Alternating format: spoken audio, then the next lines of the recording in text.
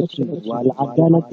فلن قليلو سكراتيريسو سيدو كلام عاشر كريسو وحنا وبرم برامجيا سيدو ورد السوينك محاضرينك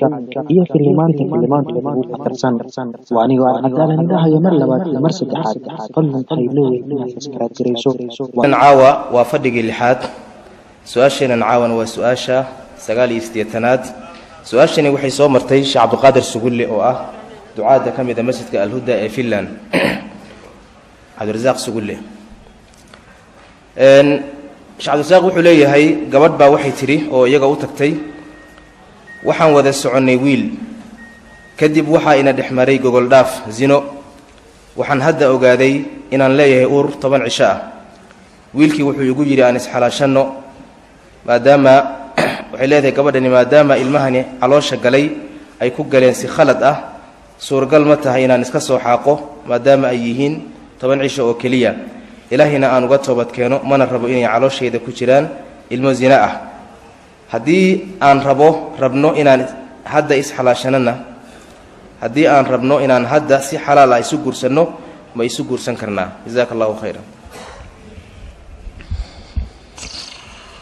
بسم الله الرحمن الرحيم الحمد لله رب العالمين وصلى الله وسلم وبارك على نبينا محمد وعلى آله وصحبه أجمعين ما بعد رب يسر ولا تعسر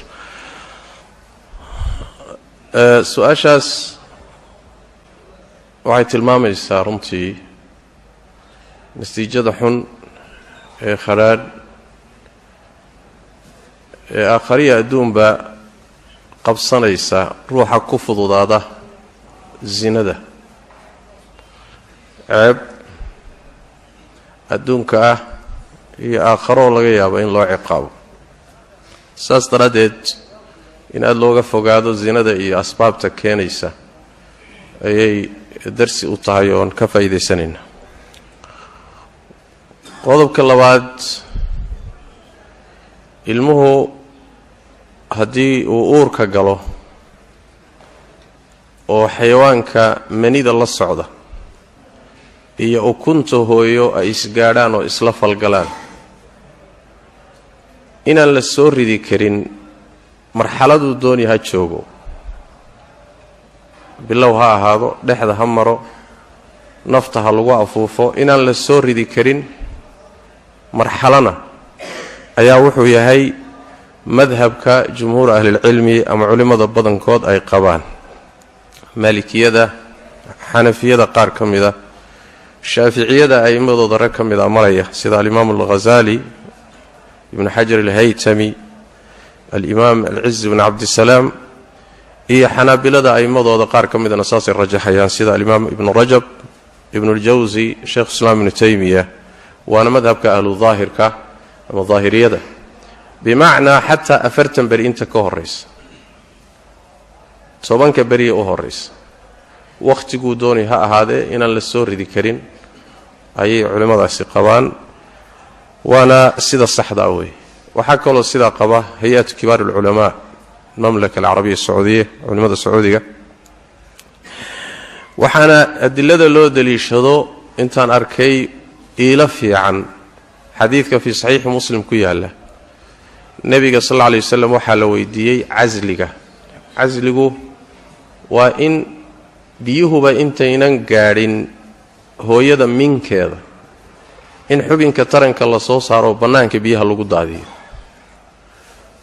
taasa nabiga la weydiiyay sallallahu alayhi wasallam isagoo ruuxu marka ka cararaya inuu ilmuhu uur galo nabigu sallallahu alayhi wasallam wuxuu yiri dalika alwa'd alkhafi wa habal nololin qarsoon yani waa ilmo la dilay si qarsoodi ah tiyo yara qarsoon waay طيب haddii biyihii aan oon weli ukunta hooyo la falgelin bannaanka in lagu daadiyo uu nebigu ku tilmaamay sallallahu alayhi wasallam inay tahay xabaal nololin qarsoon biyihii oo ukuntii la falgalay oo abuurkii bilowday soo rididiisa way ka sii xag jirtaa maxaa yeelay markaa hore ismaba gaadhinba waa biyo keligood arintaasi marka waxay tilmaamaysaa aadamuhu midda kale dhaqaatiirtu waxay isbaatinayaan oo isla ogol yihiin kulanka biyaha iyo ukuntu haddiiba usbuuc ka soo wareego jaa waa bilowday markaasba samaysankii waa bilowday laakiin waa qarsoon yahay saas daraaddeed sida raajixa xoogga badan waxa weeyaan inaan la soo ridi karin ilmaha uurka ku jira marxalo maraaxisha ka mida ama bilow ha ahaado ama dhexda ama ay marxalo min maraaxil saasaa xoog badan taa waa taas saas daraaddeed ruuxa zinada ku dhacay sida gabadhaas oo kale oo ilmo uurkeeda u galay in haddana lagu daro in la dilo la soo rido waa dembi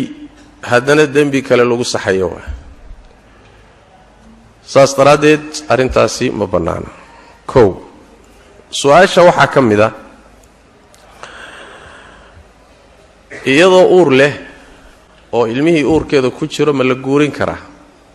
oo ninkii ma isguursan karaanoo siday soomaalidu tidhaahdo ma la isku ceeb asturi karaa taana iyadana nikaaxaasi inuusan asaxaynin ilaa ay uurka zinadaa umusho waa madhabka imaam maalik thawri isxaaq ibnu rahwiya abu yuusuf alimaamu alawsaaci culimmadaasi waxay qabaan haweenta uurka zinada ah leh ee xambaarsan ilaa ay umusho inaan la guurin karin laa kii ka zinaystay inaan loo guurin karin walaa ku kale inaan loo guurin karin iyadana waa sida xoogga badan waase masale khilaafiya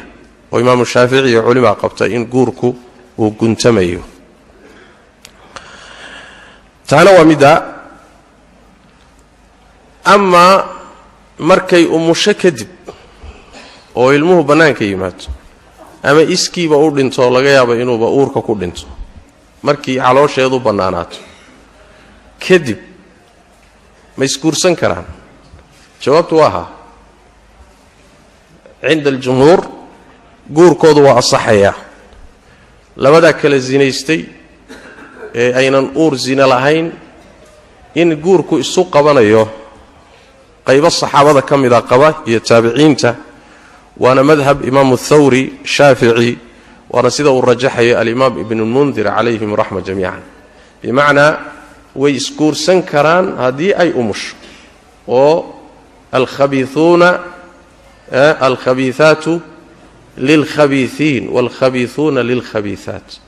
dadka saasoo kale ee kala zinaystay way isleeyihiin dadka aan zinaysaninee alطayibaatu liطayibiina wاطayibuuna liطayibaat iyaguna waa isleeyihiin sidaas daraaddeed maadaama labaduba ay sunnaad yihiin guurku waa isu qabanaya laakiin waa goorma waa markay umusho kadib intay uurka leedahay sida raajixa ah caqdigu ma qabanayo mana guursami karto